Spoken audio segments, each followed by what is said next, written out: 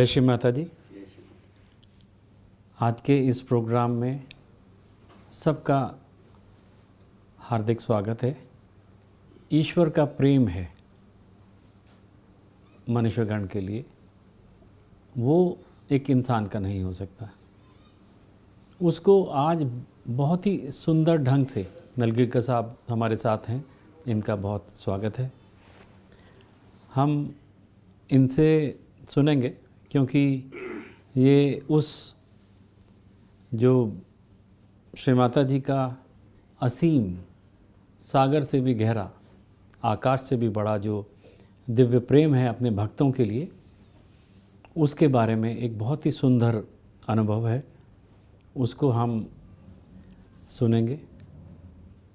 जो ईश्वर का प्रेम है वो बिल्कुल अलग, अनूठा, निराला, अतुलनीय है। वो मनुष्य कर ही नहीं सकता। मनुष्य उसको सिर्फ उसका आनंद ले सकता है, उसका आशीर्वाद ले सकता है। यदि हम थोड़ा सा भी एक विचार लाएं कि कितने ही फल पूरे दुनिया में, अरबों खरबों या उसकी अनगिनत है, गिनती नहीं गिन सकते, कि उसमें मिठास आ जाती है। हम सब लोग भी मिल जाएं तो उसमें शुगर डालें या कुछ और साधन करें, उनको मीठा नहीं कर सकते। ये ईश्वर ही हैं जो दिखते नहीं, अपनी शक्ति से उन फलों को मीठा कर देते हैं। सब में एक मिठास रहती है, हम सब उसका आनंद लेते हैं। जैसे कि हम जो फूल हैं ये पृथ्वी पे होते हैं, ये उन्हीं का एक, उसको देखने से ही बाग हो फूल का, बहुत सारे अच्छे फूल हों, दिल खुश हो जाता है। उसके लिए एक उर्दू में दो बहुत अच्छी लाइन हैं दो, वो ये हैं कि ना जाने कौन इस ज़ेरे ज़मीन को गुदगुदाता है कि मुस्कुराती हुई हर एक कली निकलती है। कि मतलब इस पृथ्वी पे कोई तो है जो हल्के से गुदगुदाता है या ऐसा कुछ करता है कि खरबों से या कितनी जो कलियां हैं वो सब मुस्कुराती हुई निकलती हैं। कोई जो कली है, लोग ऐसा नहीं कहेंगे कि अफ्रीका में रोनी सूरत है या उसमें अच्छा नहीं है। वो किस लिए है? ये सब मुस्कुराहट किसके लिए? हम मनुष्यों के लिए है, हम उसको एंजॉय करें। ये प्रेम है। इसी प्रेम को साकार रूप में श्री माता जी ने इतना सुंदर हम सबको फील कराया। इस अनुभव को सुनने के बाद हम सबको मालूम पड़ेगा कि श्री माता जी ईश्वर हैं और वही ऐसा प्रेम दिखा सकते हैं। तो नलगिरकर साहब, यदि मैं गलत नहीं हूँ तो वो जो जगह है, क्या उसका नाम अलीबाग है, जहाँ पे इस असीम दिव्य प्रेम का अनुभव हुआ? जी, अलीबाग ही है। गणपति पुले और बॉम्बे के बीच में आता है, टुवर्ड्स बॉम्बे, मुंबई। इसमें आपने एकदम बराबर कहा कि श्री माता जी अपने बच्चों का, सारे सहयोगियों का कितना ख्याल रखती है और कितना असीम प्रेम उनका सबके ऊपर है। इसके अलावा और छोटी छोटी चीज़ें भी सीखने को मिलती है, जैसे सहयोगी एक दूसरे के प्रति कैसे बर्ताव करना चाहिए। फिर इससे और ही पता लगता है कि श्री गणेश जी और बाकी गण लोग वो कैसे सहयोग के प्रोग्राम के लिए आगे आके कैसे हेल्प करते हैं, मदद करते हैं हर जगह, हर कदम पे। अभी मैं, अगर आप ठीक कहे तो अलीबाग की बता दूँ सारी घटना। जो प्रेम है वो सारा बताएं, उसमें से कुछ छूटे ना। हम क्यों ना उसका सब आनंद लें। और निवेदन है, विस्तार से बताएं। ये ईश्वर का प्रेम है, जितना बताएंगे उतना कम है। जी, गणपति पुले शुरू हुआ था 1985 में। तो दिल्ली से या आसपास उस समय दिल्ली की संख्या सहयोगियों की कोई ज़्यादा थी नहीं, ज़्यादा से ज़्यादा 100-150 होंगे, बढ़ते बढ़ते 200-300 होंगे।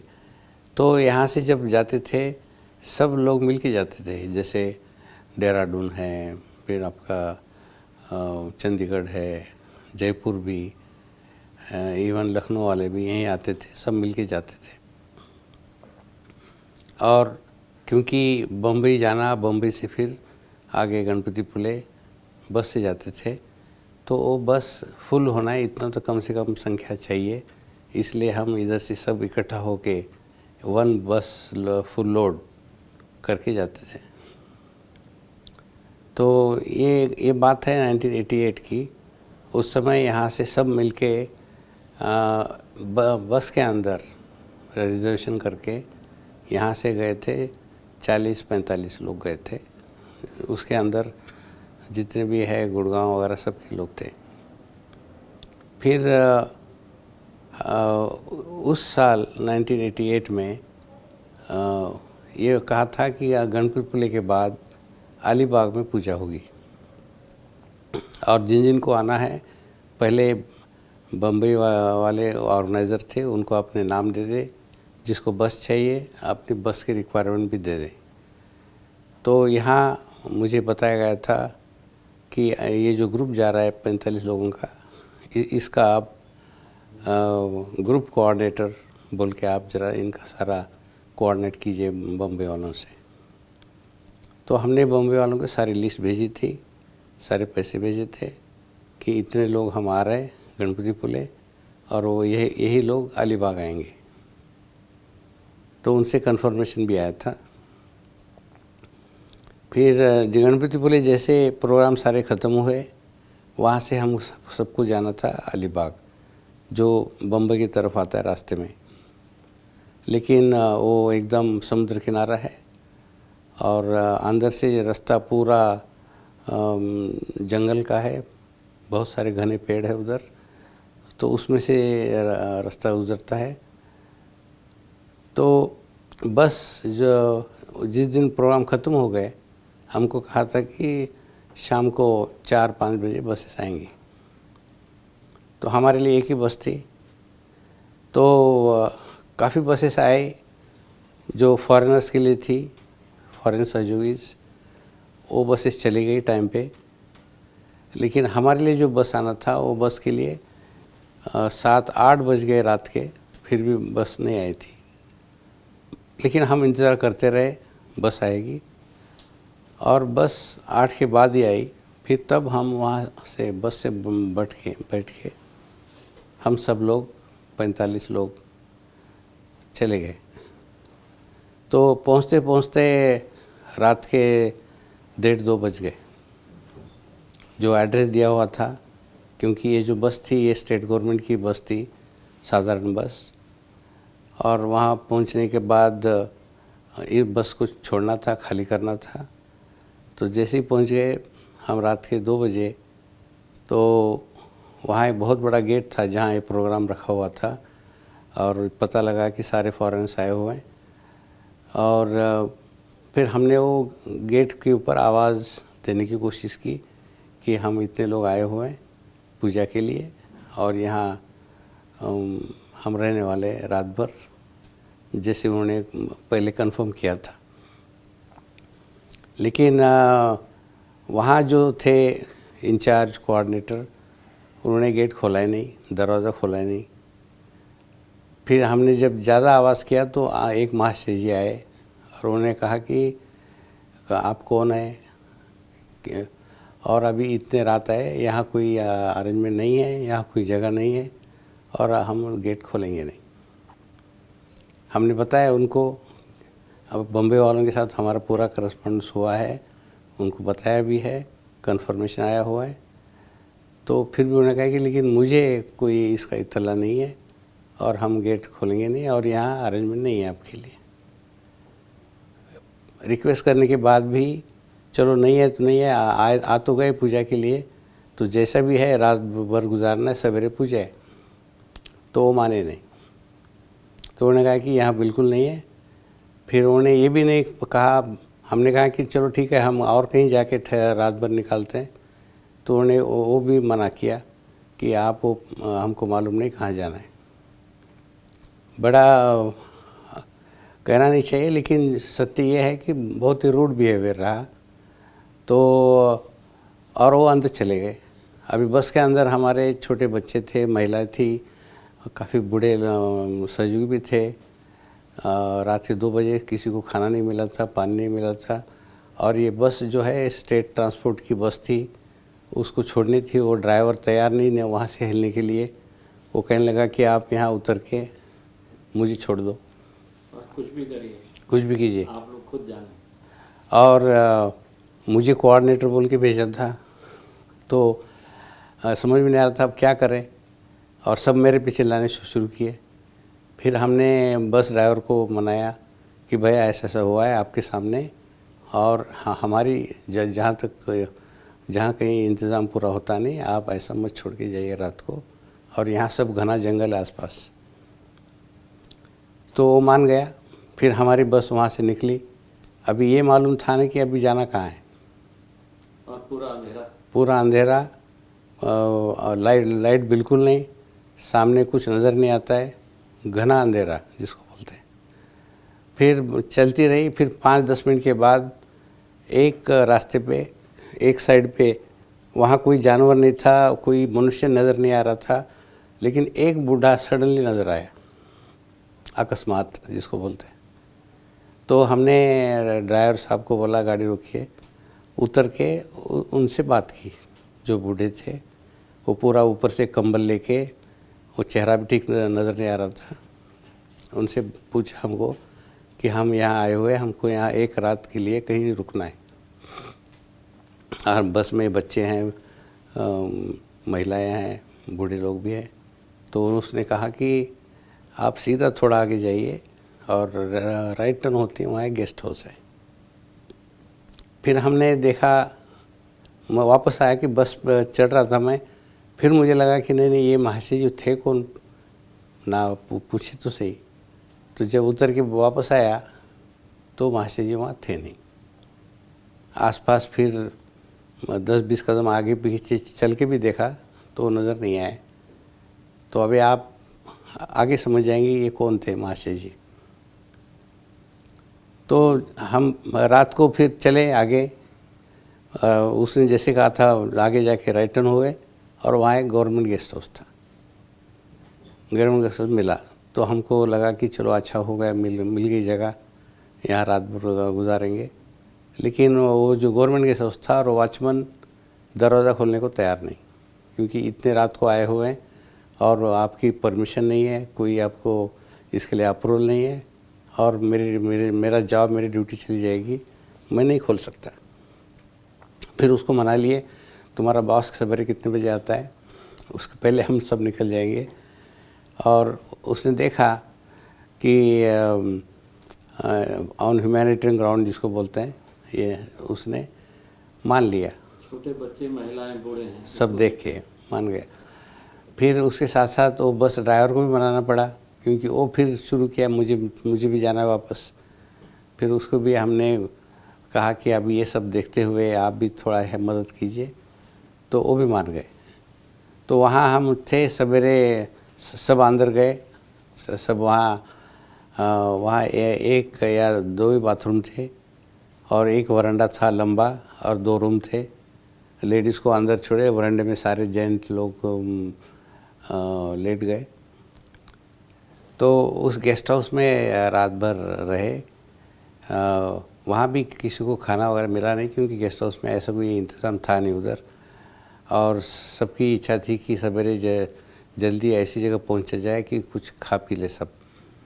तो ड्राइवर साहब भी मान गए थे, बेचारे वॉचमैन गेस्ट हाउस के भी मान गए।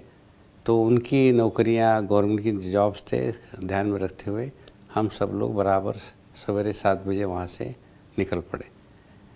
फिर वापस आए वहीं पे जहाँ पूजा का इंतज़ाम था। जिस गेट से हम लौट गए थे उस गेट के पास आए। अब वहाँ तो पूछने का सवाल आता ही नहीं, क्योंकि पूजा का टाइम हो गया था। 10 बजे की सवेरे पूजा थी। सब उतर के जाके चुपचाप वहाँ जगह में बैठ गए पूजा के लिए। और स्टेज पे डेकोरेशन चल रहा था। स्टेज पे सारी पूजा की आइटम्स, पूजा के बर्तन रखे जा रहे थे और सब लोग ध्यान में बैठे थे। साथ ही साथ म्यूज़िक बज रहा था और बीच में अनाउंसमेंट किया जा रहा था 10 बजते ही श्री माता जी अभी कभी भी नीचे आएंगे, पूजा शुरू होगी। श्री माता जी बाजू वाले बिल्डिंग में ही थे, फर्स्ट फ्लोर पे, सबको पता लग गया था। फिर उन्होंने अनाउंसमेंट किया कि सब ध्यान में बैठे रहिए, पूजा कभी भी शुरू हो सकती है। और उधर देखा तो जो पूना बम्बई के जो लीडर्स उस समय जो थे, उनकी भागदौड़ नज़र आई। तो थोड़ी देर में फिर मुझे बुलावा आया कि श्री माता जी ऊपर फर्स्ट फ्लोर में बैठे हुए हैं, आपको बुला रहे हैं। तो हम ऊपर गए तो श्री माता जी बिल्कुल तैयार नहीं थे। जैसे कि सवेरे उठते ही बेड के ऊपर आप बैठते हैं वैसे बैठे हुए थे। सामने चाय रखा था तो चाय भी श्री माता ने नहीं ली थी। और नीचे 2-3 बम्बई और पुणे के लीडर बैठे हुए थे और कुछ बातचीत चल रही थी और श्री माता के चेहरे के ऊपर नाराज़गी नज़र आ रही थी। तो श्री माता ने मुझे बैठने के लिए कहा और कहा कि ये बताइए यहाँ क्या हुआ कल रात को। तो मैंने देखा यहाँ पुणे मुंबई के लीडर्स बैठे हुए हैं। अब मैं ये घटना के बारे में बताऊं, यहाँ ऐसा हुआ, हमको और यहाँ रहने नहीं दिए, आने नहीं दिए, तो अच्छा नहीं है, वो बुरा मान जाएंगे। तो मैं कुछ कहा नहीं, नीचे झुक के वैसे ही बैठे रहा। फिर श्री माता जी ने पुणे मुंबई के लीडर को कहा कि आप ज़रा रूम के बाहर जाइए। और फिर मुझे कहा कि मेरा आदेश है दैट कि आप मुझे बताइए यहाँ हुआ क्या। तो मुझे लगा कि और कोई घटना हुई होगी तो होगी, मुझे मालूम नहीं, लेकिन हमारे बारे में क्या है हम उतना बताएंगे। तो मैंने बता दिया सारा कि हम लोग आए रात को, कैसे हुए, किसी को रहने को मिला नहीं, खाने को मिला नहीं, अभी तक नहीं है, 10 बज गए। तो श्री माता जी ने कहा यही कारण है कि मुझे श्री गणेश जी मुझे उठने देते ही नहीं, मुझे उठ के पूजा की तैयारी के लिए जाने देते नहीं। वो बार बार कह रहे कि अभी आपने पूजा के लिए तैयार नहीं होना है। और श्री माता जी वैसे ही बैठे रहे। और फिर श्री माता जी ने फिर उन पुणे मुंबई लीडरों को बुलाया और उनको बताया कि आपने इन लोगों को ऐसा बर्ताव क्यों किया इनके साथ। और यही कारण है कि गणेश जी नाराज़ हो गए, सारे गण नाराज़ हो गए और मुझे ये लोग उठ के पूजा को जाने के लिए मना कर रहे और कह रहे कि आपके लिए आप मत जाइए इसके लिए। और मैं गणेश जी अगर ऐसा कहते हैं तो मुझे सोचना पड़ता है और मैं आगे नहीं चलती। फिर हम नीचे आ गए। फिर श्री माता जी ने इन लोगों को बुलाया, कहा कि अभी पूजा कैंसिल अनाउंसमेंट कीजिए, आज पूजा होगी नहीं, क्योंकि मुझे श्री गणेश जी से ग्रीन सिग्नल मिलता ही नहीं। वो कह रहे कि मुझे रिक्वेस्ट कर रहे कि कृपया इस पूजा के लिए मत जाइए। तो नीचे अनाउंसमेंट की गई कि आज की पूजा कैंसिल, श्री माता जी पूजा के लिए नहीं आ रहे यहाँ। और जो बाकी जो लोग आए हुए हैं कृपया, क्योंकि ये सब होते होते 10 के 1 बज गया था, सबको कहा गया था कि आप जाके अपना खाना खाइए। तो लेकिन ऊपर से मैसेज आया कि श्री माता जी ने कहा है पुणे मुंबई लीडर्स को कि पहले ये जो बस आई हुई है दिल्ली से 40-45 लोग, पहले इनको खाना खिलाइए और बाकी एक भी कोई खाना खाएगा नहीं जब तक ये लोग खाएंगे नहीं। तो फिर हम लोग कहा गया, हम लोग फिर आगे आ रहे थे। उन्होंने खाना लगाया था काउंटर्स वगैरह, लेकिन फिर मैसेज आया कि काउंटर पे इनको खाना नहीं खिलाना है, इनको सबको नीचे बिठा के हर एक को एक एक थाली सामने रख के इस पे खाना अंदर परस दो अंदर अपने हाथ से। तो फिर सब लोग बैठ गए। अब ये नहीं पता लग रहा था कि खाना है नहीं खाना है, क्योंकि 1 साल 2 साल पहले ही दिल्ली वालों का वहाँ नाम खराब हो गया था, क्योंकि वहाँ कहा था कि दिल्ली वाले आके हम बहुत डिमांड करते हैं, हमको रहने के लिए वो नहीं है, पानी नहीं है, वो नहीं है। तो श्री माता जी को वो पसंद नहीं आया था। श्री माता जी खुश थे नहीं, बहुत नाराज़ थे इसके ऊपर। तो वो ध्यान में रखते हुए फिर हम सब लोग कि भाई खाना मिले ना मिले, पानी मिले ना मिले, किसी ने मुंह नहीं खोलना है, सब चुपचाप रहिए। तो इसलिए सब चुप बैठ रहे थे सब लाइन में बैठ गए, लेकिन अभी खाना है नहीं खाना है, क्योंकि कुछ गलती हो गई तो फिर क्या होगा।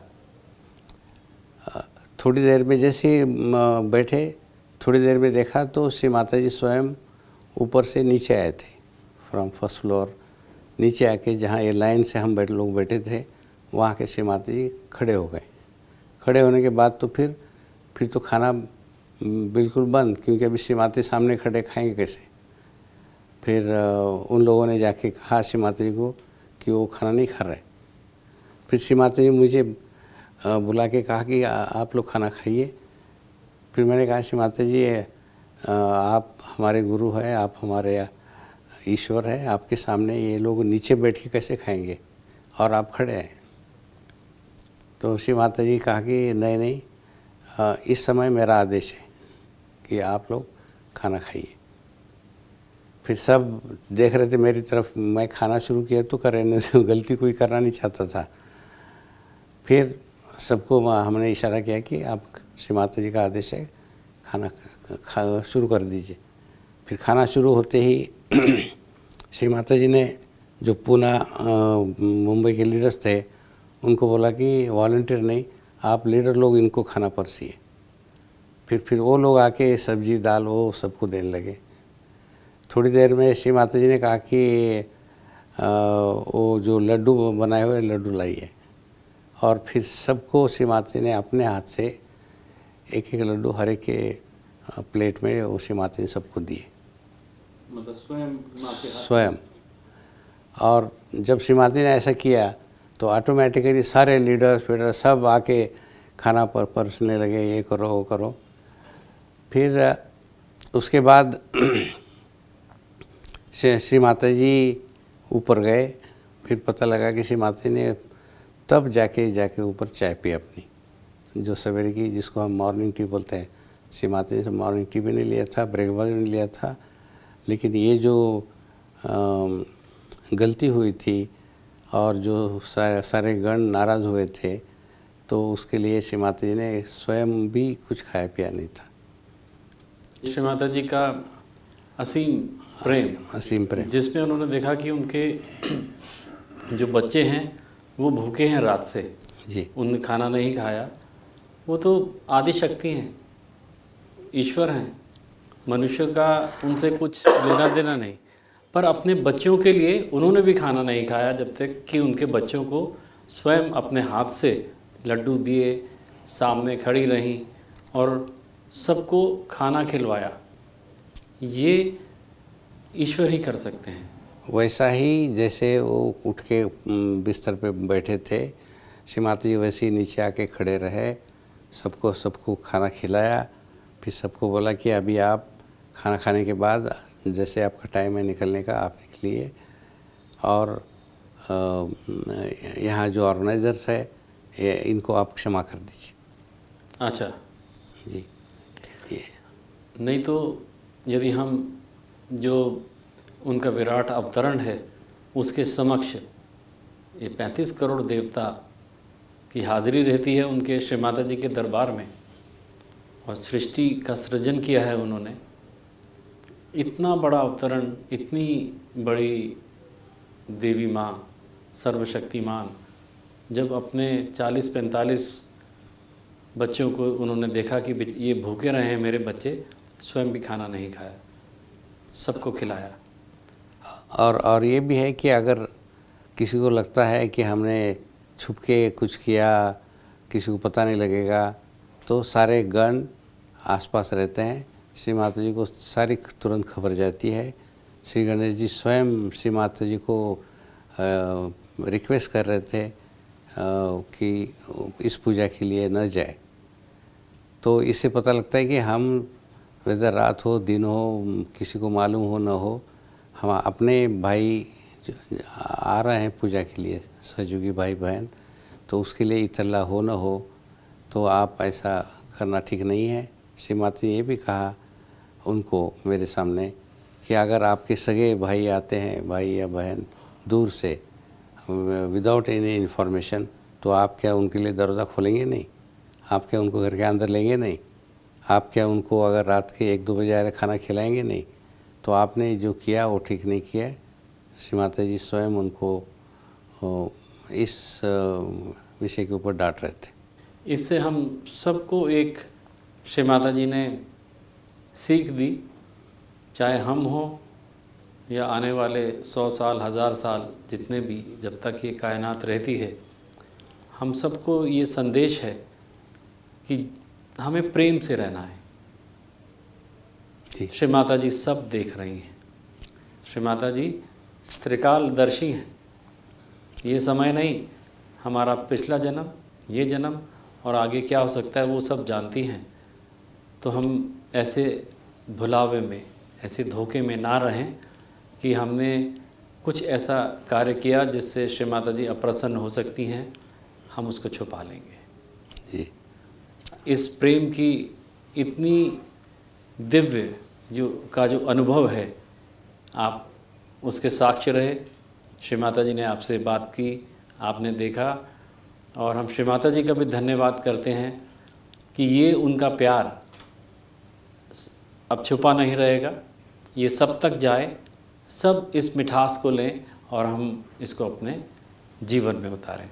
इसके लिए आपका इतनी अच्छी घटना जिस पे श्री माता जी का इतना असीम प्यार बच्चों के बारे में सबको नज़र आता है, तो ये अभी तक कहीं छपी नहीं, अभी तक कहीं कही नहीं गई। और मैं भी इंतज़ार कर रहा था कि कोई ना कोई कभी तो बताएगा। फिर हमने डिसाइड किया कि अभी ये तो बताना ज़रूरी है सारे सहयोगियों के लिए।